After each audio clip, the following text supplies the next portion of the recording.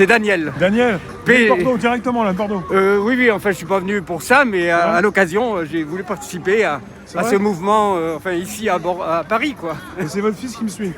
Mon fils, lui, il est de Marseille, par contre. Marseille. Oui, oui. Et il vous a montré ma chaîne, quoi. Oui, toujours. Il suit régulièrement depuis plus d'une année. Et vous êtes gilet jaune depuis quand alors? Pardon? Vous êtes gilet jaune depuis quand? Ah, moi, depuis le début. Ah oui. Depuis le début à Bordeaux, oui. Oui, c'est parce que dès que j'ai vu Ouais, la un peu par là. prise, Ouais, je passe un petit peu parce qu'il y a du bruit là. Ouais. dès que j'ai vu la prise de l'Arc de Triomphe, j'étais convaincu. Ah oui. J'ai dit, ils ont enfin, démystifié cet Arc de Triomphe qui est un symbole militariste et tout ça, quoi. Voilà. Et donc j'ai trouvé que c'était la République militariste qui n'a rien d'une République qui était pour une fois démasquée, quoi. Et qu'est-ce qui vous a fait sortir la première fois dans la rue? Pardon? Qu'est-ce qui vous a fait sortir la première fois dans la rue? Non, en fait, déjà je sortais dans les rues pour le truc des retraites, parce que je suis retraité. Mais vous mettez là parce que c'est un petit peu grand comme ça. pour les retraites, Oui. pour le code du travail, tout ça, déjà je manifestais pas mal, quoi. Ouais. Ouais. Bon, j'étais déjà sensibilisé, Contre quand les même. inégalités, quoi. Comment? Contre les inégalités. Mais oui, naturellement. Voilà, donc. Et puis là, pendant tout le long du mouvement des Gilets jaunes, je l'ai suivi en diffusant des pamphlets, quoi. Voilà, dont, là j'en ai les deux derniers, le numéro 17 et le numéro 18, que je distribue régulièrement, quoi. Dans les rues? Et oui, dans les rues, donc je vais vous en donner 2 exemplaires, enfin un exemplaire de chaque. C'est gentil. Parce qu'à Paris, j'ai jamais diffusé, quoi, parce que je suis jamais venu à Paris, quoi. Voilà. C'est votre première là? Comment? C'est votre première fois aujourd'hui? Oui, c'est ça, voilà. Ah, très bien. Oui. Ah, ça fait plaisir. Oui. En tout cas, vous venez, il fait assez froid. Hein. Il fait froid. Oui, malheureusement, voilà, c'est un peu dur. Tout à l'heure, on est arrivé à Place de Clichy, on vous a manqué, donc on a dû courir un peu Ah pour mince. vous rattraper, quoi. Mais on avait l'itinéraire, donc on a pu... Très bien, quand on cherche, on trouve. Oui. Parce que vous venez d'une région où il fait un peu plus chaud, peut-être un peu, non? Oui, quand même, oui. Il fait pas aussi... oui, il fait un peu plus humide, il pleut un peu plus, Après, ça etc. dépend où vous êtes exactement, parce qu'à Paris intramuros, Je il fait toujours plus chaud qu'à l'extérieur. suis aux environs de Bordeaux, j'habite aux environs de Bordeaux, quoi. En fait, je suis pas je suis un privilégié parce que j'ai quand même une retraite correcte, etc. Mais bon, c'est par solidarité que je fais ça. Ouais. Voilà. Vous Dès vous le souciez début. des autres. Oui, Vous vous souciez de ceux oui. qui vont pas bien. Oui, c'est un minimum, Voilà. Vous vivez avec les gens, avec les autres. Quoi. Oui. Et en plus, Pieds sur vous-même. c'est l'occasion justement de discuter un peu avec tout le monde. C'est vrai, hein, c'est. Oui, parce que pour moi, le mouvement des Gilets jaunes, c'est quand même les ronds-points et tout ça. C'est une sorte d'assemblée constituante permanente, ouverte à tout le monde. Et voilà. Et c'est vrai, pour moi, c'est une expérience énorme, quoi. Et là, vous avez des réflexions pour 2022, 2023, pour ce qui va se passer prochainement peut-être ou pas. C'est-à-dire, justement, dans mon pamphlet, bon, on dira que je suis un peu trop utopiste. Vous voulez nous le lire? Hein? Est-ce que vous pouvez nous le lire? Non, mais je peux le dire, je peux le résumer, quoi. Allez-y. Pour moi, donc, un de ces jours, on va tomber dans une sorte de synthèse entre mai 68 et donc les Gilets jaunes, quoi. Parce que donc j'ai vécu mai 68, parce que je suis de cette génération-là, vous voyez. Oui. Et donc je suis sensible quand même aussi aux problèmes des étudiants et tout ça, quoi, actuellement. Oui. Et un de ces jours, quand les étudiants vont descendre dans la rue, ça va faire mal, quoi. Hein? Ah oui, Et donc ouais. c'est pas encore venu, mais ça viendra, quoi. Voilà, donc 68 plus les gilets jaunes, hein, qui vont aussi rappliquer un de ces jours. Pour l'instant, ça couve, mais... Ah oui, et vous pensez que ça peut arriver en 2023? Oui, je suis Bientôt, convaincu. hein.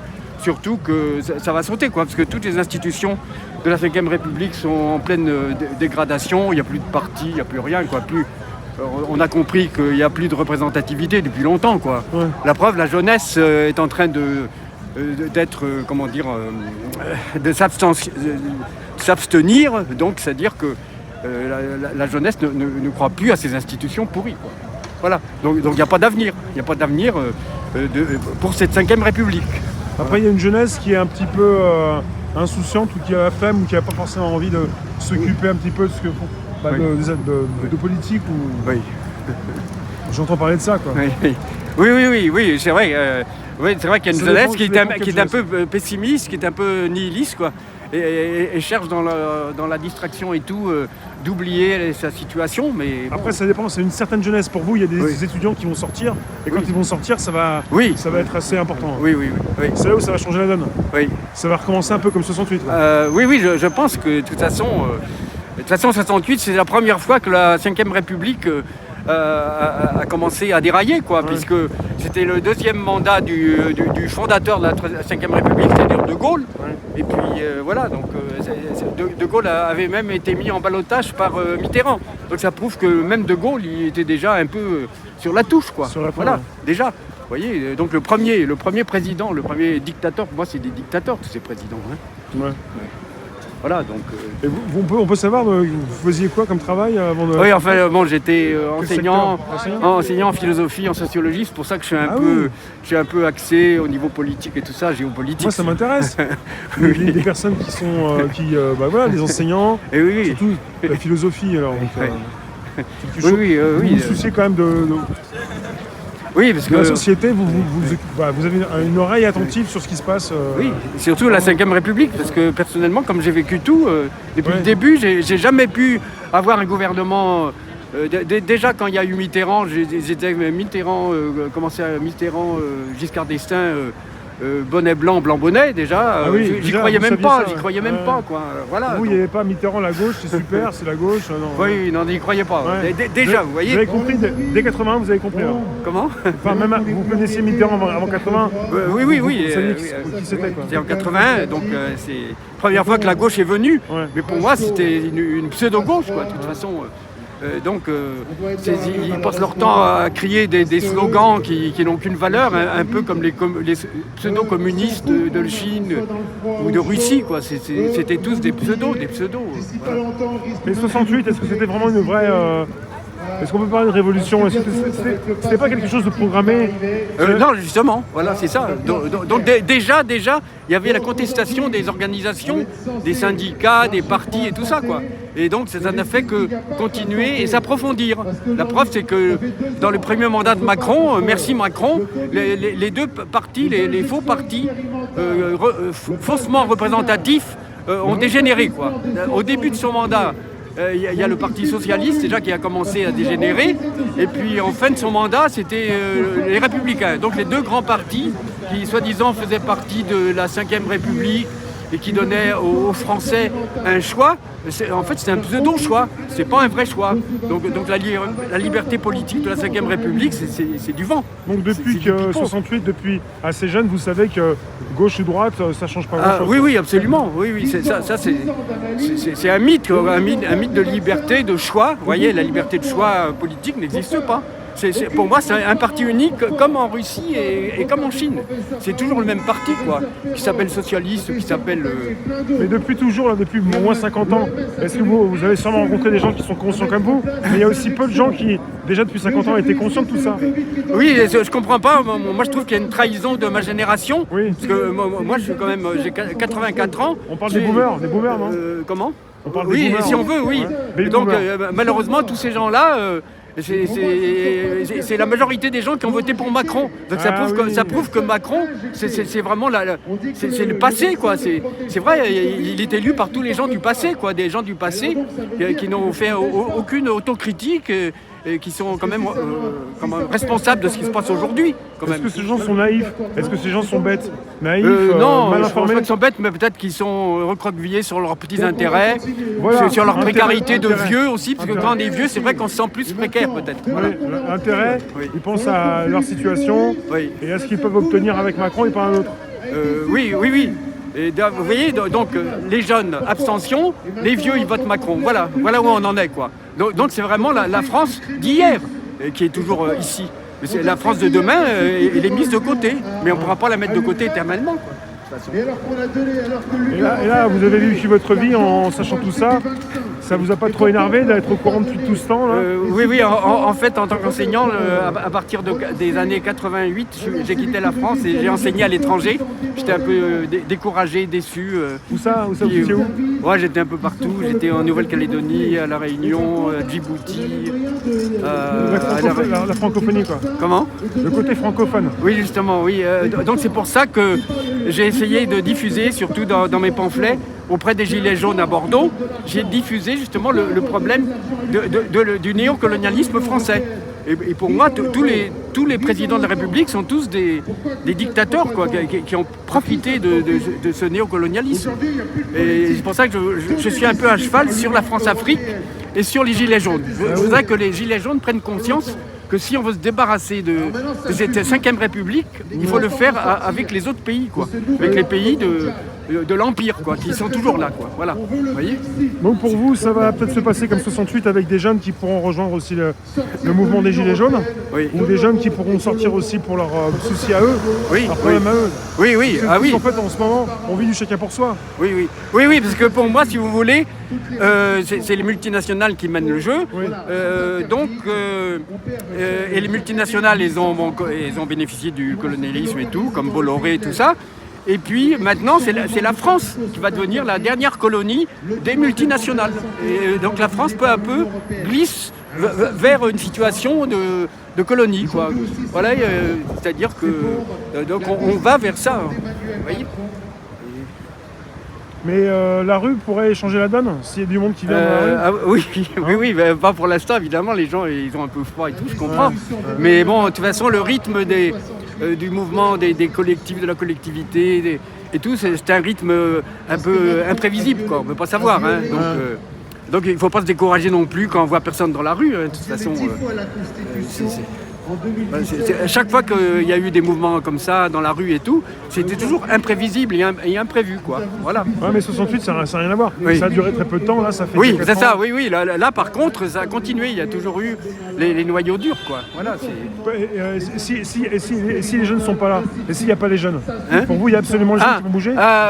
Oui, c'est vrai que c'est important, la donne des jeunes. Mais les jeunes, donc, ne pouvant plus s'exprimer au niveau des élections et tout, parce qu'ils n'y croient plus, un jour ou l'autre. Bon, d'ailleurs, il y a eu déjà un début d'expression dans les fameux, vous savez, des mouvements contre, comment ça s'appelle, ceux qui font des réunions le soir pour danser, pour la musique et tout. Vous savez, il y a eu une répression des jeunes déjà.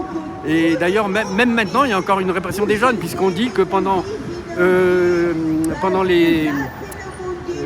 sport là, qu'on prépare, la Coupe du Monde à Paris, on va interdire la fête de la musique. Vous voyez, c'est encore un truc comme ça, par exemple. Voilà. Donc, c'est-à-dire les jeunes, peu à peu, sont mis de côté, sont marginalisés, quoi. Ça fait partie de ça, quoi. Ça fait partie de la néocolonisation. Comme en Afrique. En Afrique, les jeunes, ils sont mis de côté depuis des décennies. Et bon, maintenant, on va trouver la même chose en France. D'ailleurs, l'éducation et tout, c'est comme ça. Hein. On veut former une minorité dans les grandes écoles et tout. Et tous les autres, on les met dans les facs. Ce sont des endroits où, pour éviter qu'il y ait un peu trop de chômage, comme en 68, c'était pareil déjà. Vous voyez ? Merci Maria. Bon, on va tarder à repartir. Et là, on est en pleine crise du capitalisme. Comment ? On est en pleine crise du capitalisme. Oui, pour moi, c'est ça. Oui, j'avoue que j'ai un peu des idées comme ça. Je suis anticapitaliste et tout. Parce que non, mais je dis pas ça, mais on est en pleine crise en tout cas. Ah oui, c'est la crise, à tous les niveaux, quoi. Parce que, on est en chute économique. Oui, on est en chute économique, puisque maintenant, la planète elle-même est dirigée par un certain nombre de despotes, comme le despote chinois, le despote russe, le despote Macron. Tout, c'est que des despotes, c'est-à-dire ils représentent tous des multinationales qui sont en train de pomper les richesses de la planète, et notamment les richesses pétrolières par exemple, et ils font rien pour lutter contre le réchauffement climatique et tout, donc un jour ou l'autre, il faudra bien que... Est-ce que c'est vraiment urgent le réchauffement climatique ? Enfin, moi personnellement, je pense que oui, je pense que c'est urgent. Enfin, il y a des gens qui sont sceptiques pour ça, mais Moi, je pense que c'est Il y en a sérieux. qui Quoi. vont vous dire il y a plus d'urgence, c'est le frigo, c'est la fin du mois, c'est vous savez. Oui, c'est ça, voilà. Les gilets jaunes. Oui. Bah oui. Donc ici, on est où? On est Là, place de la c'est République? Place de la République. Ah oui, Et après, c'est ça. va continuer on va continuer parce que Oui. logiquement, ça n'arrête pas ici. Oui. Mais qu'est-ce que vous pourriez dire à un jeune aujourd'hui, un jeune qui veut faire sa vie, quoi. Est-ce qu'il faut vraiment venir manifester? Il faut sortir? Est-ce qu'il faut rencontrer les autres? Sortir des écrans peut-être? Oui, c'est ça, oui, parce que à partir d'Internet, tout ça. Bon, c'est bien parce que, surtout que maintenant les médias, ils sont complètement à la botte des multinationales. Donc, on l'a bien vu avec Bolloré, on avait vu avec comment il s'appelle, là, celui qui possède maintenant Le Monde, le journal Le Monde. C'est Niel.